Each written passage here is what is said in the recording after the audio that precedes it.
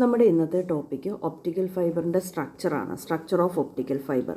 നമുക്ക് നോക്കിയാൽ കാണാം 3 ഡയമെൻഷണൽ വ്യൂ, ഒപ്റ്റിക്കൽ ഫൈബറിൻ്റെ 3 ഡയമെൻഷണൽ വ്യൂ ആണ് നമ്മൾ ഈ കാണിച്ചിരിക്കുന്നത്. ഇതിനകത്ത് ഒപ്റ്റിക്കൽ ഫൈബർ എന്ന് പറയുന്നത് ഒരു സിലിണ്ടറിൻ്റെ ഫോമിലാണ്. ഒപ്റ്റിക്കൽ ഫൈബർ ഒരു സിലിണ്ടറിൻ്റെ ഫോമിലാണ്. ഇതിനൊരു ഇന്നർ ഷെല്ലും ഉണ്ട്, ഔട്ടർ ഷെല്ലും ഉണ്ട്. അപ്പോൾ നോക്കിക്കേ, ഇന്നർ ഷെല്ലിനെ വിളിക്കുന്ന പേരെന്താ? ഇന്നർ ഷെല്ലിനെ കോർ എന്നാണ് വിളിക്കുന്നത്. ഔട്ടർ ഷെല്ലിനെ ക്ലാഡിംഗ് എന്നാണ് വിളിക്കുന്നത്. ഇനി ഇതിൻ്റെ രണ്ടിൻ്റെയും പുറമെ എന്തുണ്ട്? ഒരു പ്രൊട്ടക്റ്റീവ് സ്കിന്നുണ്ട്. പ്രൊട്ടക്റ്റീവ് സ്കിൻ എന്ന് പറയുന്നത് പോളിയൂറിത്തീൻ ജാക്കറ്റാണ്. പ്രൊട്ടക്റ്റീവ് സ്കിൻ എന്താണ്? പോളിയൂറിത്തീൻ ജാക്കറ്റാണ്. അതിനെ പ്രൊട്ടക്റ്റ് ചെയ്യാനാണ്. നമ്മൾ പറഞ്ഞു ഇന്നർ ഷെല്ല് കോറും ഔട്ടർ ഷെല്ല് എന്താണ്? ക്ലാഡിംഗ് ആണ്.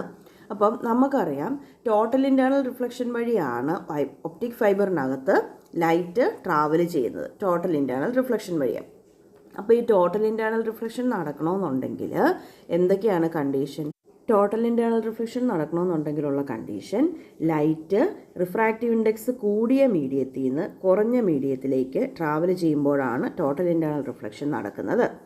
സോ ഇവിടെ കോർ എന്ന് പറയുന്നതിന് റിഫ്രാക്റ്റീവ് ഇൻഡെക്സ് കൂടുതലായിരിക്കും. കോറിൻ്റെ റിഫ്രാക്റ്റീവ് ഇൻഡെക്സ് ഹൈ ആയിരിക്കും. കോറിൻ്റെ റിഫ്രാക്റ്റീവ് ഇൻഡെക്സിനെ നമുക്ക് N1 എന്നും വിളിക്കാം. ഔട്ടർ ഷെല്ലായ ക്ലാഡിങ്ങിൻ്റെ റിഫ്രാക്റ്റീവ് ഇൻഡെക്സ് കോറിനേക്കാളും കുറവായിരിക്കും. ക്ലാഡിങ്ങിൻ്റെ റിഫ്രാക്റ്റീവ് ഇൻഡെക്സിനെ നമുക്ക് N2 എന്ന് വിളിക്കാം.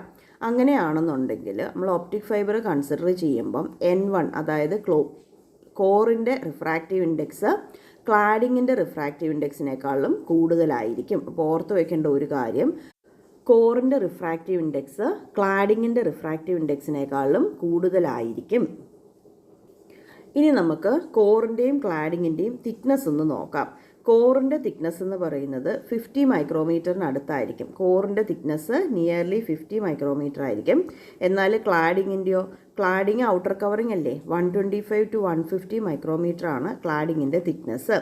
സോ നമുക്കൊരു ഫൈബറിൻ്റെ ഓവറോൾ ഡയമീറ്റർ എത്ര വരും? 125 to 150 മൈക്രോമീറ്റർ ആണ് ഒരു ഫൈബറിൻ്റെ ഓവറോൾ ഡയമീറ്റർ എന്ന് പറയുന്നത്. അപ്പം നമ്മൾ പറഞ്ഞു refractive index N1 greater than N2 ആയിരിക്കും. അതായത് കോറിൻ്റെത് കൂടുതലായിരിക്കും. തിക്നെസ്സും നമ്മൾ പറഞ്ഞു.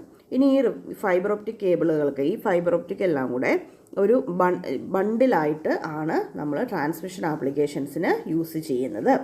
ഇനി നമുക്ക് അതിൻ്റെ ക്രോസ് സെക്ഷണൽ വ്യൂ ഒന്ന് നോക്കാം.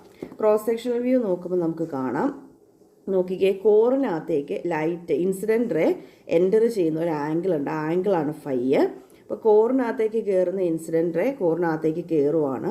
കയറിയിട്ട് കോറിൻ്റെയും ക്ലാഡിങ്ങിൻ്റെയും ബൗണ്ടറിയിൽ ചെന്ന് ഹിറ്റ് ചെയ്യും. അവിടുന്ന് ടോട്ടൽ ഇൻറ്റേർണൽ റിഫ്ലക്ഷൻ നടന്ന് അകത്തേക്ക് തന്നെ അത് റിഫ്ലക്റ്റ് ചെയ്യും.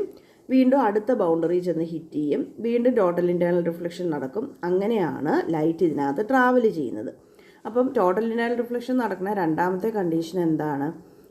കോറിൻ്റെയും ക്ലാഡിങ്ങിൻ്റെയും ബൗണ്ടറിയിലേക്ക് ചെന്ന് ലൈറ്റ് ഹിറ്റ് ചെയ്യുന്ന ആംഗിൾ, കോറിൻ്റെയും ക്ലാഡിങ്ങിൻ്റെയും ബൗണ്ടറിയിൽ ലൈറ്റ് ചെന്ന് ഹിറ്റ് ചെയ്യുന്ന ആംഗിൾ ക്രിട്ടിക്കൽ ആംഗിളിനേക്കാളും കൂടുതലായിരിക്കണം. അങ്ങനെ ക്രിട്ടിക്കൽ ആംഗിളിനേക്കാൾ കൂടുതലാണെങ്കിൽ മാത്രമേ ടോട്ടൽ ഇൻറ്റേർണൽ റിഫ്ലക്ഷൻ നടക്കത്തുള്ളൂ. അപ്പം ക്രിട്ടിക്കൽ ആംഗിളിനേക്കാളും കൂടിയ ഒരു ആംഗിളിൽ ലൈറ്റ് ചെന്ന് കോറിൻ്റെയും ക്ലാഡിങ്ങിൻ്റെയും ബൗണ്ടറിയിൽ ഹിറ്റ് ചെയ്ത് കഴിഞ്ഞാൽ അവിടെ ടോട്ടൽ ഇൻറ്റേർണൽ റിഫ്ലക്ഷൻ വഴി ലൈറ്റ് പ്രൊപ്പഗേറ്റ് ചെയ്യും. ഇനി ലൈറ്റ് റേസ് ഈ ഒപ്റ്റിക് ഫൈബറിനകത്തൂടെ പ്രൊപ്പഗേറ്റ് ചെയ്യുന്നത് രണ്ട് തരത്തിലാണ്. രണ്ട് തരം റേസ് ആയിട്ടാണ്. അതായത് മെറിഡിയനൽ റേസും സ്ക്യൂ റേസും.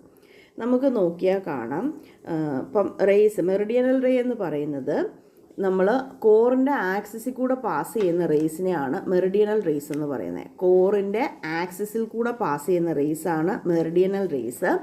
എന്നാൽ സ്ക്യൂ റേസ് ഒരിക്കലും കോറിൻ്റെ ആക്സിസിൽ കൂടെ പാസ് ചെയ്യത്തില്ല. സ്ക്യൂ റേസ് കോറിൻ്റെ ആക്സിസിൽ കൂടെ പാസ് ചെയ്യത്തില്ല. സോ രണ്ട് തരം റേസ് ആയിട്ടാണ് ഫൈബർ ഒപ്റ്റിക് കേബിളിനകത്ത് ലൈറ്റ് റേസ് ട്രാവൽ ചെയ്യുന്നത്. സ്ക്യൂ റേസും മെറിഡിയനൽ റേസും. മെറിഡിയനൽ റേസ് കോറിൻ്റെ ആക്സിസിൽ കൂടെ പാസ് ചെയ്യും. എന്നാൽ സ്ക്യൂ റേസ് കോറിൻ്റെ ആക്സിസിൽ കൂടെ പാസ് ചെയ്യുന്നില്ല. ഇനി നമുക്ക് നോക്കാനുള്ളത് അക്സെപ്റ്റൻസ് ആംഗിളും ന്യൂമറിക്കൽ അപ്പർച്ചറുമാണ്. നമുക്ക് നെക്സ്റ്റ് ക്ലാസ്സിൽ നോക്കാം. താങ്ക്